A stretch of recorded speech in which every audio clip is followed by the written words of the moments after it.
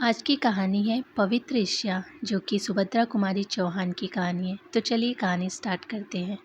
बिमला अपने बगीचे में माली के साथ तरह तरह के फूल और पत्तियों को पहचान रही थी और उन्हीं के साथ खेल रही थी, क्योंकि उसके साथ खेलने के लिए उसके कोई सगे भाई बहन न थे। आज राखी का त्यौहार था। 12 महीने का दिन। सभी बच्चे अपने अपने घरों में खेल कूद कर रहे थे। इस चहल पहल में किसी को आज बिमला की याद न रही, इसीलिए वह बिल्कुल अकेली पड़ गई थी।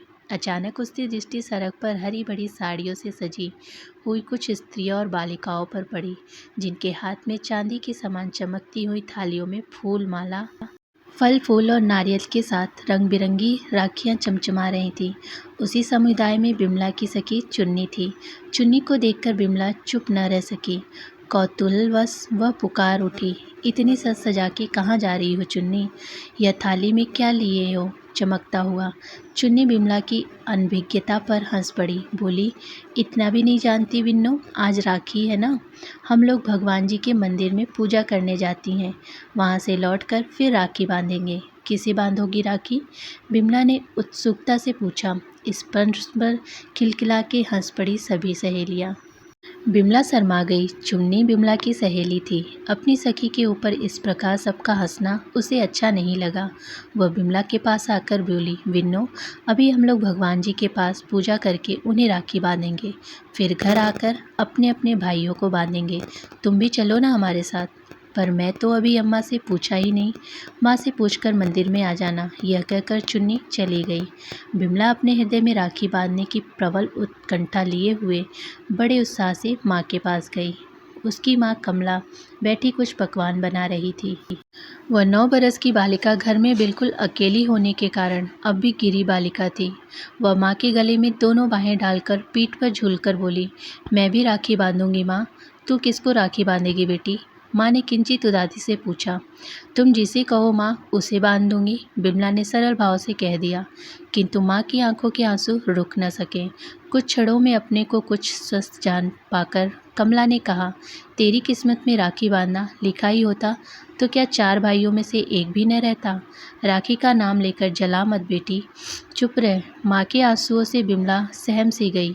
कहाँ के और किसके 4 भाई?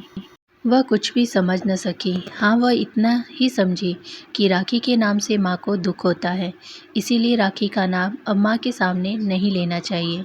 पर राखी बांधने की अपनी उत्कंठा को वह दबा न सकी। किसे राखी बांधे और कैसे बांधे?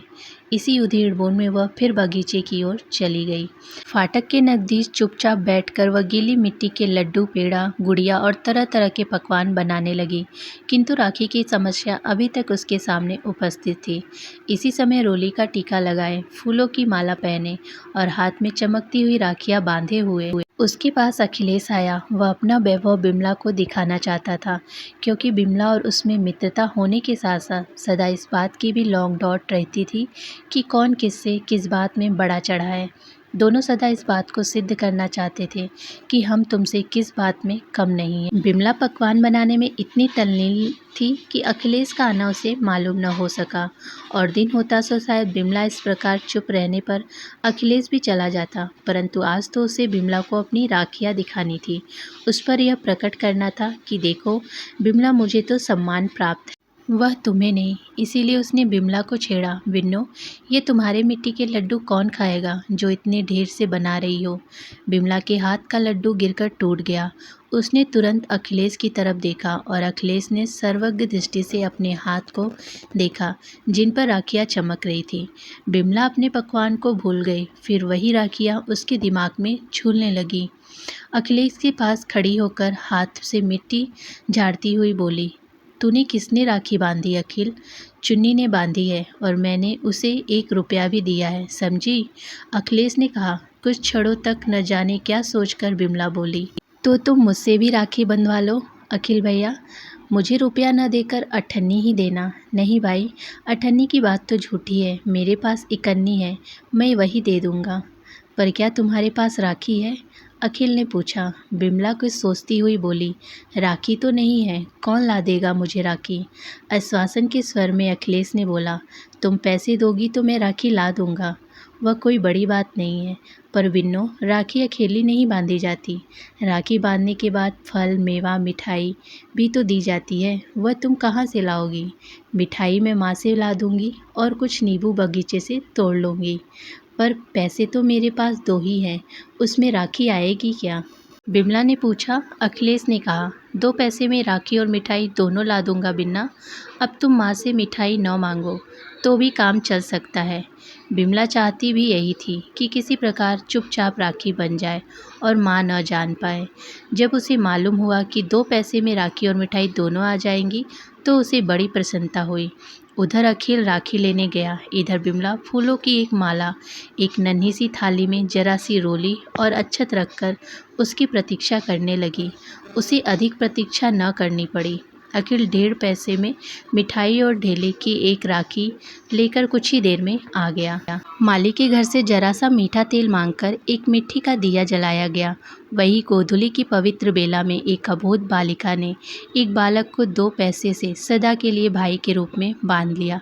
तिलक लगाकर अक्षत छिड़क कर बिमला ने अखिल को राखी बांधी, फूलों की माला पहनाकर उसे मिठाई खिला दी और अखिल ने उसी समय बिमला के हाथ पर इकन्नी रखकर उसके पैर छू लिए। पैर छूकर वह जो ही ऊपर उठा, सामने बिमला की माँ खड़ी थी।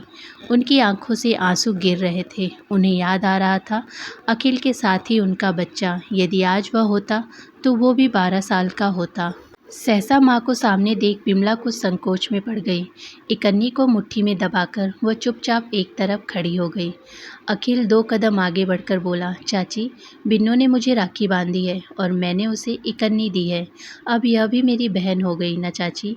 माँ ने अखिल को पकड़कर प्यार से हृदय से लगाते हुए गदगद कंठ से कहा, हाँ, तू हो गया मेरा बेटा अखिल। अखिल ने बिमला की माँ की बात सुनी या नहीं सुनी, किंतु यह अपनी एक बहन के कारण बहुत परेशान रहता था। वह उससे सदा लड़ती थी। वह कुछ चिंतित सा होकर बोला, पर चाची, चुन्नी तो मुझसे बहुत लड़ती है।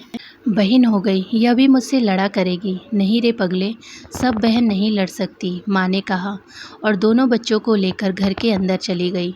उस दिन से अखिल के 2 घर हो गए। 2 घरों में उसे माता की ममता, पिता का दुलार और बहन का स्नेह मिलने लगा। इस खिलवाड़ को प्राय 8 साल बीत गए। बिमला अब 17 साल की होती थी। बिमला और अखिलेश दोनों सगे भाई बहन से किसी बात में कम न थे। अब भी हर साल बिमला बड़ी धूमधाम से अखिलेश को राखी बांधा करती थी। चुन्नी सगीर बहन होकर भी अखिलेश के हृदय में वह स्थान न बना सकी थी जो बिमला ने अपने सरल और नम्र स्वभाव के कारण बना लिया था। बीए की परीक्षा में यूनिवर्सिटी भर में फर्स्ट आने के कारण अखिलेश को विदेश जाना, विशेष अध्ययन के लिए सरकारी छात्रवृत्ति मिली और उसे 2 साल के लिए विदेश जाना पड़ा। विदेश जाने के 1.5 साल बाद ही अखिलेश को लाल लिफाफे में बिमला के विवाह का निमंत्रण मिला। बिमला के विवाह के समाचार से वह प्रसन्न तो हुआ, परंतु वह विवाह में सम्मिलित न हो सकेगा। इससे उसे कुछ दुख भी हुआ। बिमला अपने माता पिता की अंतिम संतान थी। उससे बड़े उसके 4 भाई और 2 बहनें थीं। 3-3 साल होकर नहीं रही थी।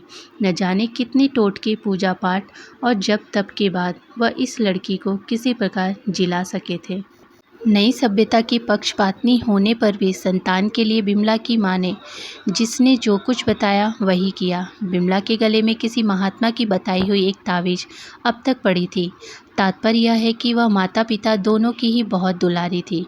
15वें वर्ष में पैर रखते ही माँ के उसके विवाह की चिंता हो गई, पर बाबू अंतर्राम कुछ लापरवाह से थे। विवाह का ध्यान आते ही वे सोचते, एक ही तो लड़की है, वह भी चली जाएगी तो घर तो जंगल हो जाएगा। कितने दिन विवाह टले उतने ही दिन अच्छा है। इसी से वह कुछ बेफिक्र से रहते। इसके अतिरिक्त उन्हें बिमला के योग्य कोई वर भी न मिलता था। वर अच्छा मिलता तो घर मन का ना होता और घर अच्छा मिलता तो वर में कोई न कोई बात ऐसी हो रहती जिससे वह विवाह करने में कुछ हिचकिचाते थे। उनके मकान के कुछ ही दूर पर गंगा अपनी निर्मल धारा में तेजी से बहा करती थी।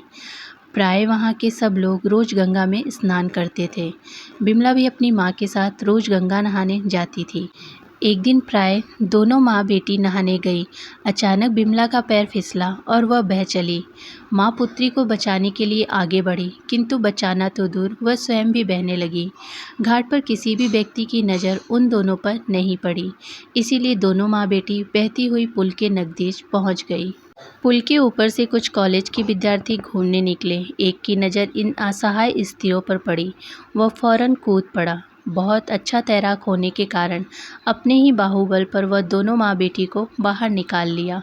उनकी सहायता के लिए दूसरे विद्यार्थी भी घाट पर पहुंच गए थे। कोई डॉक्टर के लिए दौड़ा और कोई मोटर के लिए।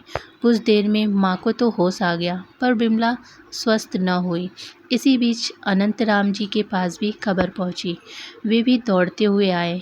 कमला और बिमला अभी तक नहाकर वापस नहीं आई। उन्हें रह रहकर आशंका हो रही थी कि कहीं वे ही तो न हो। घाट पर पहुंचकर देखा तो आशंका सत्य निकली। मोटर पर कमला और बिमला को बैठाकर वे घर आए। वे अपने उपकारी उस विद्यार्थी को भी न भूले, जिसने उनकी स्त्री और कन्या को डूबने से बचाया था। अनंतराम जी के आग्रह से विनोद को भी उसके घर तक आना पड़ा। बिमला कई दिनों तक बीमार रही। विनोद प्राय रोज उसे देखने आता रहा।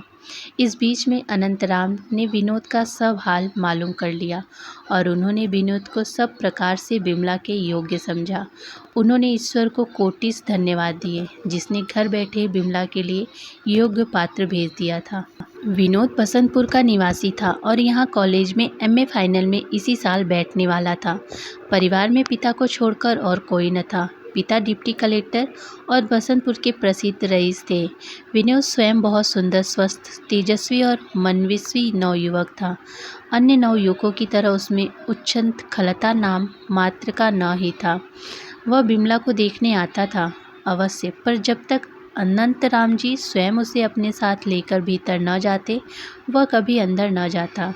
उसके इस व्यवहार और अध्ययनशीलता तथा उसकी विद्या और बुद्धि पर अनंतराम और उनकी स्त्री दोनों ही मुग्ध थे और इसीलिए अपनी प्यारी पुत्री को उन्होंने विनोद को सौंप दिया था। विनोद भी बिमला के शील स्वभाव पर मुग्ध था। इसके पहले उसने विवाह की तरफ सदा अनिच्छा की प्रकट की थी, किंतु बिमला के साथ जो विवाह का प्रस्ताव हुआ तो उसे वह टाल न सका। प्रसन्नता से स्वीकार ही किया। विनोद बिमला को इतना अधिक चाहते थे कि विवाह के बाद वह 2-3 महीने तक माँ के घर वापस न आ सकी। विनोद उसे रोकते न थे, पर बिमला जानती थी कि उसके जाने के बाद उन्हें कितना बुरा लगेगा। माता पिता से मिलने के लिए कभी कभी वह बहुत विकल हो जाती। उसकी इस विकलता से विनोद को भी दुख होता था, किंतु वह बिमला का क्षणिक वियोग भी सहने को तैयार न था। यहाँ तक कि उसने अपने मित्रों से मिलना जुलना बंद सा कर रखा था। उसका अधिकांश समय उसके शयनागार में ही बीतता। वहीं वह पढ़ने लिखने और बिमला वहीं उसकी आंखों के सामने रहती।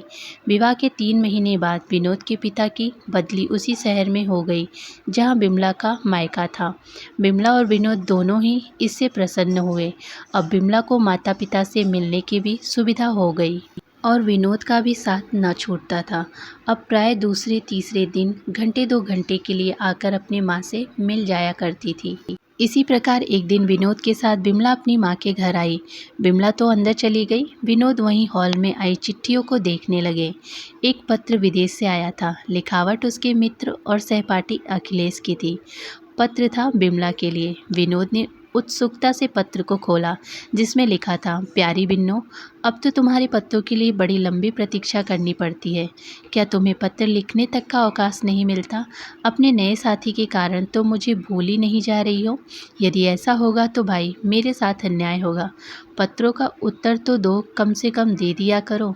चाची को प्रणाम कहना, और अब पत्र देर से लिखा तो मैं नाराज हो जाऊंगा, समझी? तुम्हारा अखिलेश। पत्र पढ़कर विनोद स्तंभित से रह गए। वह समझ न सके कि कब और कैसे अखिलेश की बिमला से पहचान हुई। 2 साल पहले 7 साल तक अखिलेश ने उसके साथ ही पढ़ा।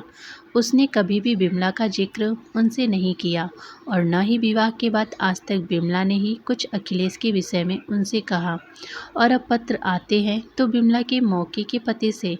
पत्र की भाषा तो यही प्रकट करती है जैसे दोनों बहुत दिनों से बहुत घनिष्ठ मित्र के रूप में रहे हैं। वे गहरी चिंता में डूब गए। आज पहली बार बिमला उन्हें कुछ दोषी सी जान पड़ी। उसे विनोद से अखिलेश के विषय में सब कुछ कह देना चाहिए था। अखिलेश के प्रति जो आज विनोद के हृदय में एक प्रकार की ईर्ष्याजनित भाव जागृत हुई है। फिर पत्र पढ़ने के बाद वे अंदर न जा सके। पत्र को जेब में रखकर चुपचाप अपने घर चले आए। विमला ने विनोद की कुछ देर तक प्रतीक्षा की। जब वे अंदर न गए तब उसने आकर बैठक में देखा। वहाँ भी उन्हें न पाकर वह समझी कहीं गए होंगे। किंतु जब 2 घंटे तक विनोद न लौटे तो वह घबराई और अपनी माँ की कार में बैठकर ससुराल आ गई। वे विमला को जितना ही अधिक प्यार करते थे उतना ही उन्हें उस पर संदेह भी होता था। नौकर चाकर से भी विमला का बात करना उन्हें अच्छा न लगता। वे विमला पर अपना एक छत्र अधिकार चाहते थे। वे तो कदाचित यहाँ तक चाहते थे कि विमला को किसी प्रकार बहुत ही छोटे आकार में परिवर्तित कर अपने पॉकेट में रख ले, जिसमें वही केवल विमला को देख सके, वहाँ तक और किसी की पहुँच न हो। विमला घर आई तब वे अपनी खाट पर लेटे थे। उन्होंने जानबूझकर अखिलेश की एक फ़ोटो निकालकर अपनी चारपाई पर रख ली थी। विमला ने पहुंचकर पति का चेहरा देखा। देखते ही पहचान लिया कि इन्हें किसी प्रकार का मानसिक क्लेश हो रहा है। वह उसके पास पहुंचकर खाट पर बैठ गई। बैठते ही उसकी दृष्टि अखिलेश की फ़ोटो पर पड़ी। कुछ हर्ष, कुछ कौतूहल से पति की उदासी का कारण पूछना तो भूल गई। अखिलेश का चित्र उठाकर फौरन पूछ बैठी, यह फ़ोटो तो अखिलेश का है, यहाँ कैसे आया? तुम इन्हें जानते हो? जानता हूँ, कह के विनोद ने करवट फेर ली। विमला की तरफ पीठ और दीवार की तरफ मुँह करके वे अपनी वेदना को चुपचाप पीने लगे। तुम इन्हें जानते हो तो अभी तक मुझसे कहा क्यों नहीं? विमला ने फिर पूछा। विनोद ने कोई उत्तर न दिया। इसके बाद विमला को फिर कुछ पूछने का साहस न हुआ। वह वहीं एक तरफ विनोद के पैरों को सहलाने लगी। विनोद ने अपने पैरों को जोर से खींच लिया। विमला समझ गई कि नाराज़गी उसी पर है। वह विनोद के स्वभाव को इतने दिनों से बहुत अच्छी तरह से जानती थी। विनोद जो उस पर पग पर संदेह करते थे, उससे भी वह छिपाना था। किंतु विनोद का हृदय कितना कच्चा, कितना गंभीर और कितना उदार है, यह भी वह भली भांति जानती थी। पति का संदेह मिटाने के लिए वह नम्र स्वर में बोली, देखो, किसी तरह का संदेह न करना। अखिलेश मेरा भाई है, समझे? सब समझ लिया, विनोद ने रुखाई से उत्तर दिया। विमला ने फिर अपने उसी नम्र स्वर में पूछा, और तुम वहाँ से चुपचाप मुझे छोड़कर चले क्यों आए? चला आया मेरी खुशी, अपने साथ नहीं लाना चाहता था। फिर तुम क्यों चली आई? 2-3 दिन अपने माँ के साथ रह लेती, विनोद ने तीव्र स्वर में कहा। कहने को तो विनोद यह बात कह गए, किंतु इस 2 ही घंटे में उनके हृदय की जो हालत हुई वही जानते थे। कई बार स्वयं जाने के लिए उठे, फिर आत्म अभिमान के कारण न जा सके। नौकर को तांगा लेकर भेज ही रहे थे कि विमला आ पहुंची। विमला के आने से पहले वह उसके लिए बहुत विकल थे, किंतु उसके आते ही वे तन गए। विमला यह समझती थी, इसीलिए उसे कुछ हंसी आ रही थी, परंतु फिर भी अपनी हंसी को दबाती हुई बोली, तो तुम मुझसे कह के आते कि तुम यहाँ 2-3 दिन रह कर आना, तो मैं रह जाती। अम्मा तो रोक ही रही थी, कहो तो अब चली जाऊँ। हाँ हाँ, चली जाना, विनोद ने मुँह से ही कहा, लेकिन हृदय कहता था कि खबरदार, अगर यहाँ से हिली तो ठीक नहीं होगा। विमला बोली, अच्छा, बाबूजी कचहरी से लौटेंगे तो उन्हीं की कार में चली जाऊंगी। किंतु बाबूजी की कचहरी से लौटने के पहले ही दोनों का मेल हो गया। विमला को फिर माँ के घर जाने की आवश्यकता न पड़ी। इसके बाद विनोद को विमला ने अपने और अखिलेश के संबंध में सब कुछ बतलाया। उसी दिन विमला को यह भी मालूम हुआ कि अखिलेश विनोद का सहपाठी होने के साथ साथ अभिन्न हृदय मित्र भी है। यह जानकर भी अखिलेश विमला का राखी बंधन भाई है। न जाने क्यों विनोद का अखिलेश के प्रति विमला का स्नेह भाव सहन न होता था। साथ ही साथ वह अखिलेश का अपमान भी न सह सकते थे, क्योंकि वह अखिलेश को भी बहुत प्यार करते थे। आषाढ़ का महीना था और इसी महीने में अखिलेश विदेश से लौटकर आने वाले थे। एक दिन विमला की माँ ने विमला से कहला भेजा कि आज शाम की ट्रेन से अखिलेश लौटेंगे, स्टेशन चलने के लिए तैयार रहना, मैं कार भेज दूंगी। विनोद कहीं बाहर गए थे। लौटने के बाद जलपान करने बैठे तो विमला ने उनसे कहा, आज अखिल भैया आएंगे, स्टेशन चलने के लिए तैयार रहना, अम्मा कार भेज देगी। मैंने तुमसे कब कहा था कि मैं स्टेशन जाऊंगा, जो तुम मुझे तैयार रहने के लिए कह रही हो? मेरे पास न अखिलेश की सूचना भेजी और न ही मैं आऊँगा। तुम्हारे पास सूचना आई है, तुम चली जाना, विनोद ने कहा और अपना कोट उठाकर फिर बाहर जाने के लिए तैयार हो गए। उन्हें रोकती हुई बिमला ने फिर नम्र स्वर में कहा, सूचना नहीं भी आई तो चलने में क्या हुआ, तुम्हारे मित्र ही तो हैं। चलने में क्या हुआ, इसका उत्तर मैं नहीं दे सकता। मैं नहीं जाना चाहता, यही काफ़ी है। कहते हुए विनोद फिर आगे बढ़े। बिमला ने उनका कोट पकड़ लिया, बोली, तुम नहीं जाओगे तो सब लोग बुरा मानेंगे। चलो हम लोग स्टेशन से ही अपने घर आ जाएंगे, उनके घर न जाएंगे बस।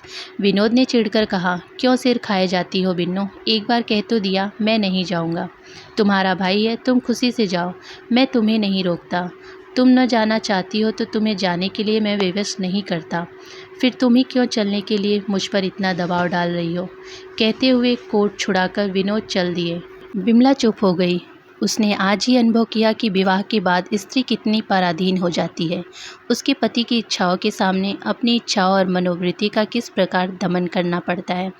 वह जानती थी कि विनोद बार बार जाने के लिए कहते हैं अवश्य, पर यदि हम सचमुच चली जाएं तो उन्हें कितनी मानसिक वेदना होगी, उसके जाने का परिणाम कितना भयंकर होगा। नियत समय पर कार आई, पर बिमला उतरकर नीचे भी न गई। ऊपर से ही दासी के द्वार कहलवा भेजा कि सर में बहुत दर्द है, इसीलिए स्टेशन न जा सकेगी। स्टेशन पर उतरते ही सबसे पहले अखिलेश ने बिमला के विषय में पूछा और उसे अस्वस्थ जानकर उन्हें दुख हुआ। सबसे मिलजुल कर वह स्टेशन से ही सीधे बिमला के घर आए। बिमला स्टेशन न गई थी, फिर भी उसे पूर्ण विश्वास था कि उसे स्टेशन पर न पाकर अखिलेश सीधे उससे मिलने आएंगे। इसीलिए वह अपने छज्जे पर से उत्सुक आंखों से मोटर की प्रतीक्षा कर रही थी। उसने अपनी माँ की मोटर दूर से देखी और दौड़कर नीचे आ गई। उसे याद न रहा कि वह सिरदर्द का बहाना करके स्टेशन नहीं जा रही है। बिमला ने देखा विनोद और अखिलेश साथ में ही मोटर से उतरे। उनकी माँ उन्हें छोड़कर बाहर से ही चली गई। वह पुरानी प्रथा के अनुसार बेटी के घर जाना अनुचित समझती थी। बिमला उन्हें ड्राइंग रूम में ही मिली। उसे देखते ही अखिलेश ने स्नेह रिक्त स्वर से उससे पूछा, कैसी दुबली हो गई हो पिन्ना, क्या बहुत दिनों से बीमार हो। देखो अब मैं आ गया हूँ, अब तुम बीमार न रहने पाओगी। बिमला हंस पड़ी, बोली, अखिल भैया तुम्हें तो मैं सदा दुबली ही दिखा करती हूँ, पर तुम कितने दुबले हो गए हो, तुम्हारा स्वास्थ्य भी तो बहुत अच्छा नहीं जान पड़ता। इस प्रकार बहुत सी आवश्यक अनावश्यक बातों के बाद अखिल ने विनोद की पीठ पर एक हल्का सा हाथ का धक्का देते हुए कहा, और क्यों बे पाजी, मुझसे बिना पूछे तुझे मेरे बहनोई बनने का दुस्साहस कैसे हो गया। विनोद हंसता हंसता बोला, अखिल यार, इतने दिनों तक विदेश में रहकर भी तुम नीरे रुबत ही रहे, कहीं ऐसी बातें भी किसी से पूछकर की जाती है। अखिल भी हंस पड़ा। रात अधिक हो चुकी थी, इसीलिए वह घर जाने के लिए उठे। बिमला ने उससे जाते समय पूछा, अब कब आओगे अखिल भैया। तुम जब कहो दो बिन्नो, अखिल ने उत्तर दिया। बिमला ने उनसे दूसरे दिन फिर आने के लिए कहा। इसके बाद अखिल अपने घर गए। विनोद को बिमला का अखिलेश के प्रति इतना प्रेम प्रदर्शित करना, इस प्रकार अनुरोध से बुलाना अच्छा न लगा। वे बोल तो कुछ नहीं सके, पर उनकी प्रसन्नता उदासी में परिणित हो गई। उनकी कुछ न करने पर भी उनकी भावभंगी और व्यवहार में बिमला समझ गई विनोद को कुछ बुरा लगा है। विनोद ने बिमला से बहुत आग्रह करने पर अपने हृदय के सब भाव उससे साफ साफ कह दिए। उन्होंने यह भी कहा उन्हें बिमला का अखिलेश के प्रति इतना अधिक स्नेह भाव संदेहात्मक जान पड़ता है। बिमला ने अपने प्रयत्न पर उनके संदेह को दूर करने की कोशिश की और अंत में उन्हें यहाँ तक आश्वासन दिया कि यदि विनोद न चाहेंगे तो बिमला अखिलेश से कभी नहीं मिलेगी। किंतु इतने वर्षों का संबंध कुछ घंटों में ही तोड़ देना बहुत कठिन है। दूसरे दिन अखिलेश के आते ही बिमला यह भूल गई कि रात के समय क्या बात हुई थी। वह फिर से अखिलेश से उसी प्रकार प्रेम से बातें करने लगी। किंतु कुछ ही क्षण बाद विनोद की मुखाकृति ने उसे रात की बातों की याद दिला दी। वह कुछ गंभीर हो गई। उसकी आंखें करुणा और विवशता से झलक आई। आगे की कहानी हम सुनेंगे नेक्स्ट भाग में। आप सभी को रक्षाबंधन की बहुत बहुत शुभकामनाएं। और ये आज की कहानी रक्षाबंधन स्पेशल है, तो कहानी पूरा ज़रूर सुनिएगा। कहानी पसंद आए तो वीडियो को लाइक शेयर एंड चैनल को सब्सक्राइब जरूर कीजिएगा। धन्यवाद।